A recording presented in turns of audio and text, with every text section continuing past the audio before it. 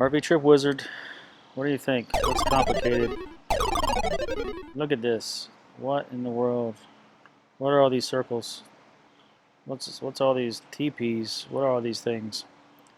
Just hold on, sit tight, and I'll show you what it's all about.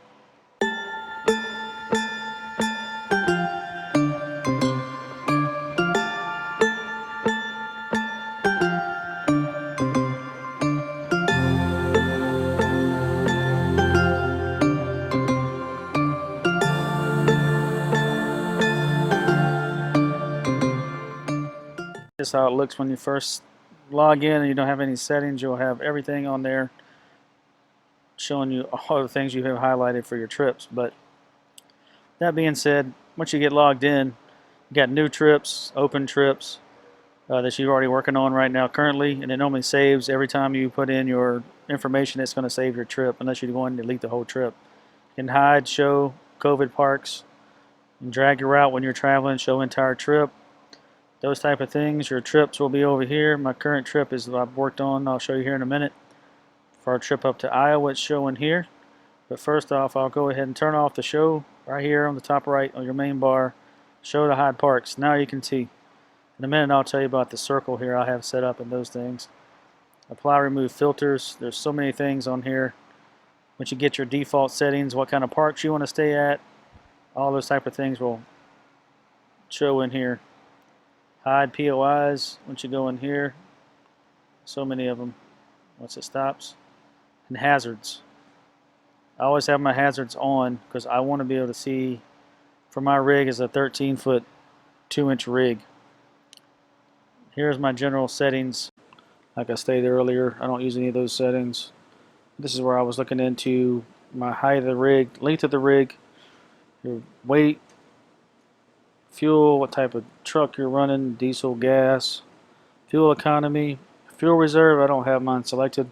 I believe it's 5 gallons, but like I said, I carry extra fuel in my truck and cans and other things to help in case I need it. Are you carrying propane here? You can avoid tolls, unpaved roads. You can use your normal driving speed or use your routing engine estimate. I'll use 65 miles an hour. I don't speed. I try to stay in a safe speed that I feel for my rig. Show a driving radius. This is what I do here. I have a driving radius of 150 miles, 250, and 350. You can set those to whatever you like. You can set a default camping prices, meals, but each trip will allow you to change these items, individual trips, as far as what costs are for camping and your mileage, etc., etc. And here's some of the preferred campgrounds, what you want to see. All campgrounds. This is what I have added onto mine. Just some extra settings. So you want to do a new trip. You got your date. We'll put today's date and just say eastbound. Create. Use my current location. It's going to pull up here. Use my user and location. Now I'm here. Trip settings. This is the same thing we talked about in our default settings. You can change these if you have to or whatever you want to do. I can put multiple fuel warnings if you want to. These are the same things I talked about earlier in your default settings. I'm going to keep all these the same. Avoid. I'm not going to avoid tolls. I'm just going to go with it. And use the same radius. And expenses, we will have to set those up individually for each part. Say cool. I'm going to save those. I don't think it likes my. I'll just put 3 gallons. I don't know what it is. It doesn't like not having my reserve fuel. So here we are where we're starting. And let's go. Let's see. We'll turn these back on here. These are our campsites, where we're going to head out from. We want to go. I'm going to head to the east. Let's see. If you click on Lincoln, where we are here, we are good, Sam. Let's pop this up. This is what it does for all these campsites. You can click on it. It tells you what the campsite is, how far we're heading out, hit more details. Has your phone number, the website, some pictures will be in here, some features, Wi-Fi. You can double check on these with some of your other apps or whatnot. They're pretty accurate so far. Pool, what type of, they have dump stations, reviews. It goes into tons of reviews. I always read some of the good ones. I read a couple of the low ones, and I get an idea kind of what's going on with the park from there. And there's some tips people will leave on here. Some people's these addresses are not exactly correct. You can even look at weather. So this is where we currently are. So this is where I'm starting from.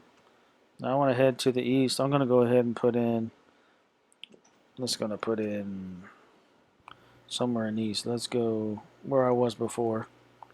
Let's go to North Carrick Lake, Baker, Florida. Okay, I'm going to go ahead and do the same thing here. More details. No, this is our end stay I'm going to go to. This is my end point, and this will be the last stop. Number 90. I'm just going to save it. It's going to be your total miles. It's going to give you a route built already to where you want to go. Have your start and end point. Now you can kind of zoom out, and you can just get rid of this trip to the side. Zoom out. It's going to tell you exactly. As you can see, my radius changed. This thing will stop here. Instead of being in where my starting point, which is I want to always use my radius where I'm starting from, you can go back to where you were here. This is our route back. I will go here, select my park again. Wow, with all these icons on here, sometimes I get rid of them. But if you select this target radius button here, boom. Now our radius is back over our starting point. So I get an idea. I mean, it's not perfect, but it's a good estimate. 150 miles here is where I'm looking at. Not too far. Endpoints. So your first circle here, 150. If that's what you want to do, you can kind of look at some parks along the way of your route here, which is highlighted in purple. So we'll click this park. Bass Resort.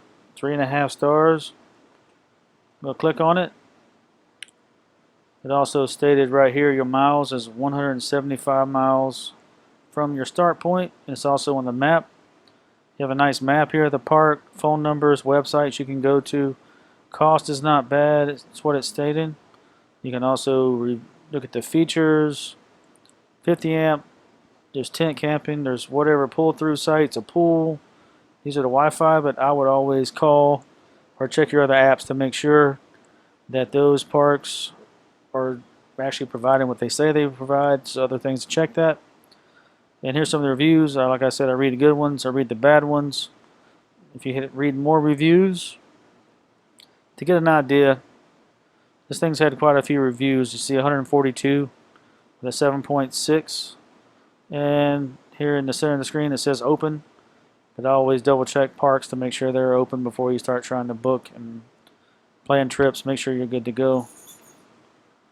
And some of them have more pictures than this one. These don't. This one doesn't have many pictures as some. There's another map. And right down here is our reviews. So you can do terrible, excellent reviews. You can look at all of these. I always just look at both just to get a good idea. So for sake of this video, I've read all this. I can also kind of get an idea what the price is. Some of them are different according to what kind of rate you have. You can call and get the rate itself. But I'm going to go ahead. It has, like I said, before I forget this, tips and questions and answers. Some of these parks are, we hit one in Missouri. My GPS did not take it exactly to it like I thought it was. It was about a half a mile off. People put tips in here all the time. You can also check weather. So what I'm going to do is go ahead and add this to your trip. One night. I'm just going to, sake of argument right now, I'll put $55 in, and you can add after whatever stop you want to go after. So it's going to be after our initial start, the Camper Circle. So I'm going to add this to the trip. And once it's added, it's going to put in your route. You can see highlighted here. It's going to have your rate. number of nights, and they'll all total up at the bottom. So this is going to work itself directly in to your route. And once you can log in here, you can see more campsites along the way. We'll go into more detail in a moment. But the one other highlight I like to hit is why I'm here is go ahead and hit this COVID. You can see hide COVID and show COVID closed parks. So right now some of those parks are still not showing open according to what's going on right now. But like I'm stating here on your trip, hit the trip tools. It has settings, email your itineraries. I've never done this into GPS. I've never tried that. I have sent an itinerary before. As far as right here, I've sent an email itinerary to myself. Some of the first times I've used this. Most of the time it's either print option or just hit the turn by turn. It pops everything up over here. You can review it.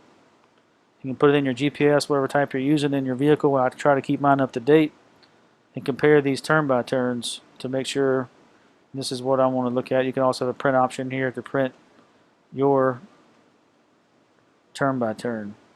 I'm not going to add any more stops at this point at this time of the video, just to give you an idea. You just keep going and adding all the way across to your destination, and you can review all these routes. I'm going to pull this back out.